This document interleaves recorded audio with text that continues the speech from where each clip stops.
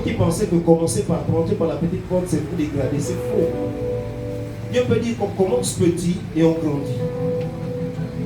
Et je suis rentré, j'étais coursier. Vous savez ce qu'on appelle coursier? Je livais ça avec des expressions homme de liaison. Mais c'est un coursier. C'est-à-dire que tu prends des choses ici, on te dit va déposer à tel endroit, tu vas déposer à tel endroit, tu vas déposer à tel endroit. C'est ce que je faisais. La seule chose qu'on m'avait demandé, la patronne m'avait simplement dit, vous n'avez jamais eu de démêler avec la justice. J'ai dit non, je ne fais pas ça. Je ne parlais même pas dans le chemin d'un commissariat. Parce que j'allais prendre des chèques de 800 000. La première fois, je me suis retrouvé dans ce matin avec 800 000 que je n'avais jamais touché dans la mallette. J'avais ce qu'on appelle comme ça. Je dis à ma collègue, pardon, ne faites pas de boulot, on va monter ça, et on met ça dans le coffre fer. Vous savez ce qui s'est passé? Un poste s'est libéré à la comptabilité. Je ne suis pas comptable. Je ne suis jamais passé par une école de comptabilité. Mais Dieu a touché le cœur de la chef comptable, une femme qui a dit, elle a dit à la patronne, ce monsieur-là, ce jeune homme-là, à l'époque j'étais jeune, ce jeune homme-là, il a quelque chose. Il a un charisme, il a quelque chose qu'il a en lui. Si on lui donne ce défi-là, il va le relever. Et là, ils sont venus déposer avec les métisos. Ils sont venus déposer, les métisos ont été écartés par le Seigneur. Alléluia. Et le poste m'a été donné. Et j'y ai passé 12 ans. Là, enfin, je veux dire 11 ans. Parce que j'avais déjà fait 6 mois.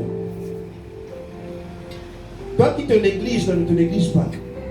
Jésus donne de la valeur. Jésus donne la valeur. Relève le niveau de chacun de nous. Là où tu étais piétiné, Jésus te relève.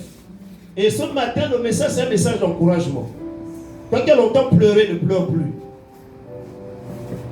Toi qui étais longtemps écarté par tes frères, tu n'as pas fait l'école. Ah, tais-toi. Est-ce que tu connais le sujet dont on parle? Toi-même à qui le mari ou le copain disait, ah, c'est quand on parle de sujet comme ça, tais-toi, tu n'as pas fait l'école. Quand il faut dire le, quand tu dis là. Quand tu dis là, quand tu dis lui. C'est pas un problème.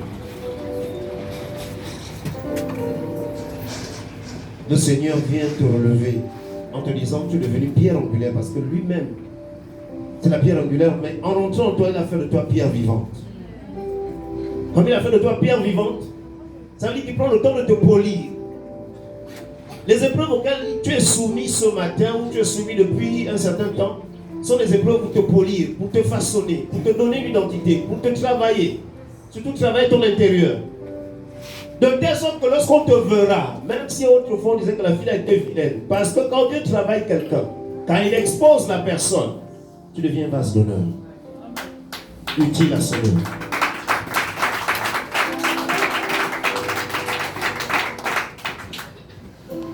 La personne qui est en face de vous, j'étais devenu un peu, pas aigri, mais après mes années de galère, j'avais du mal à fréquenter certains lieux parce que quand tu rencontres un gars, je me secoue, quand tu le trouvais, il dit, qu'est-ce que tu deviens? La fameuse question. J'avais honte de parler. Quand il va te dire, qu'est-ce que tu deviens? Parce que les gens dans la vie ont des standards, des modèles. Quand vous rencontrez, il veut savoir dans quel domaine tu es. Qu'est-ce que tu es devenu? Tu travailles où? Je me suis retrouvé un jour à la SEG, j'allais voir un patron qui avait des biens immobiliers, il voulait me les confier. Donc, on se rencontre avec